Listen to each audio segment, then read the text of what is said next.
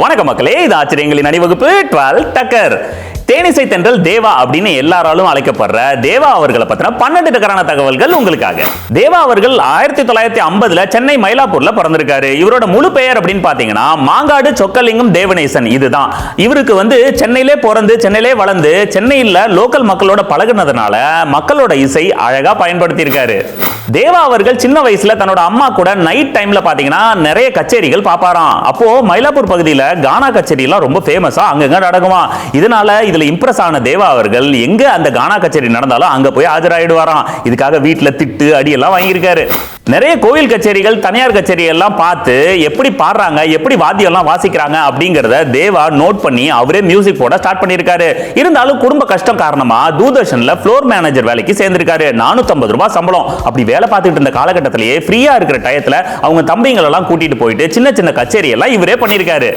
தேவா தூர்தர்ஷன்ல floor மேனேஜரா work பண்ணாலும் அங்க கச்சேரி நடந்ததுன்னா ஃபுல் டைமும் அதை இருந்து அப்சர்வ் பண்ணுவாராம். அந்த பீரியட்ல தான் விஜயன் அப்படின்றவரு அம்மனை பத்தி நான் பாட்டு 10 எழுதியிருக்கேன், எனக்கு மியூசிக் போட்டு தர முடியுமா அப்படின்னு சொல்லி தேவாவை அப்ரோச் பண்ணிருக்காரு. ஆனா என் கையில 900 ரூபாய் தான் இருக்கு அப்படின்றதையும் சொல்லிட்டாரு. இந்த இக்கட்டான சூழ்நிலையில தேவா எடுத்த முடிவு தான் அவரோட லைஃபையும் கெரியரையும் அடுத்த லெவலுக்கு கொண்டு போச்சு. தேவா அவர்கள் தன்னோட தம்பிகளான சபேஷ் முரளியோட ஹெல்ப்போட ரொம்ப கஷ்டப்பட்டு அந்த 10 பாட்டுக்கும் மியூசிக் போட்டு அந்த கேசட்டை கொடுத்திருக்காரு. அதை கேட்டவங்க மிரண்டு போயிட்டாங்களாம். அதுக்கப்புறம் தான் தேவாவுக்கு நிறைய மியூசிக் கேசட் போடுறதுக்கான வாய்ப்புகள் வந்திருக்கு. இதுல இருந்து அவரோட கெரியரும் மாற ஆரம்பிச்சது. மேல்மருவத்தூர் ஆதிபராசக்தி கோயில்ல இருந்து நிறைய பக்தி பாடல்கள் கேசட்டா போட்டு தரதுக்கு தேவாவுக்கு நிறைய வாய்ப்பு வந்தது. அதுக்கப்புறம் பாத்தீங்கன்னா பக்தி பாடல்கள் கேசட் போட்டு நிறைய ஃபேமஸும் ஆனாரு. இருந்தாலும் சினிமாவுக்கு மியூசிக் போடுற வாய்ப்பை தேடிக்கிட்டே இருந்தாரு. தேவா அவர்களுக்கு முதல் பட வாய்ப்பு கிடைக்குது, ஆனா கம்மியான சம்பளத்துல. இருந்தாலும் பரவாயில்ல அப்படின்னு சொல்லிட்டு தம்பிங்களை கூட்டிக்கிட்டு மியூசிக் போடுறதுக்காக நடந்தே பல கிலோமீட்டர் போயிருக்காரு. எப்படியாவது இன்னைக்கு அட்வான்ஸ் கிடைச்சிரும், நம்ம பிரியாணி சாப்பிடலாம்னு ஆசை காட்டி கூட்டு போனவருக்கு அங்க போய் மியூசிக் போட்டு முடிச்சதுக்கு அப்புறம் ப்ரொடியூசர் சில்லற காசை தான் கொடுத்திருக்காரு. சோ அதை வச்சுக்கிட்டு டிசப்பாயிண்ட் ஆகாம தள்ளுவண்டியில சாப்பிட்டுட்டு வீட்டுக்கு வந்துட்டாங்க. இருந்தாலும் தேவா அவர்கள் அவரோட லட்சியத்தை கைவிடல. தேவா அவர்கள் தொடர்ந்து 13 ஸ்மால் பட்ஜெட் படங்களுக்கு மியூசிக் போட்டிருக்காரு. வேதனையான விஷயம் என்னன்னா இதுல ஒண்ணு கூட ரிலீஸ் ஆகல. ஃபைனலா 1989ல மனசுக்கேத்த மகாராசா படம் ரிலீஸ் ஆகி தேவாவோட கெரியரே மாறிச்சு.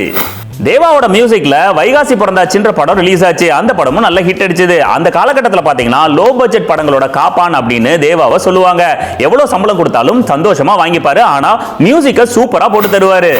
சின்ன பட்ஜெட் படங்களுக்கு மியூசிக் போட்டுட்டு இருந்த தேவாவை உச்சத்துக்கு கொண்டு போன படம் அப்படின்னா அது அண்ணாமலை. கவிதாலயா ப்ரொடக்ஷன்ல கே பாலச்சந்தர் கூப்பிட்டு நீ தான் ரஜினி படத்துக்கு மியூசிக் அப்படின்னு இவர் ஆடி போயிட்டாரு. ஆனா கொஞ்சம் கூட யோசிக்காம ரஜினிக்காக மியூசிக் போட்டு அதை கே பாலச்சந்தர் காட்டினோட அவரே கட்டி பிடிச்சி பாராட்டி இருக்காரு. இன்னைக்கும் தேவாவோட சூப்பர் ஹிட் லிஸ்ட் அப்படின்னு எடுத்தோம்னா அண்ணாமலை அதுல கண்டிப்பா இருக்கும். கானா பாடல்கள் அப்படின்ற வெரைட்டியை தமிழ் சினிமாவில் ஃபேமஸ் ஆக்குனதே தேவா சார் தான். அவரோட கம்பீரமான குரல், டிஃப்ரெண்டான லைன்ஸ், மியூசிக் இதெல்லாம் சேர்ந்து கானா பாட்டை வேற லெவல்ல ஹிட் அடிச்சு கொடுத்துருக்கு. அது மட்டும் இல்லாம எவ்வளவு பெரிய படமா இருந்தாலும் கண்டிப்பா அதுல மெலடி சாங்கும் இருக்கும். மெலடியும் சூப்பரா தேவா சார் இசையமைப்பாரு. தேவா சார்ட்ட ஒரு குணம் இருக்கும், மற்றவங்களை சந்தோஷப்படுத்துறதுக்காக தன்னைத்தானே தாழ்த்திக்கிறதுக்கு அவர் யோசிச்சதே கிடையாது. நிறைய மேடைகள்ல அவருக்கு நடந்த விஷயங்களை காமெடியா சொல்லி மற்றவங்களை சிரிக்க வச்சிருக்காரு. அவர் இருந்தா அந்த இடம் கலகலப்பா இருக்கும். தேவா சார் சூப்பர். ஓகே மக்களே, மீண்டும் சந்திப்போம். இது ஆச்சரியங்களின் அணிவகுப்பு 12 டக்கர் வித் மீ உங்கள் ஜேடி.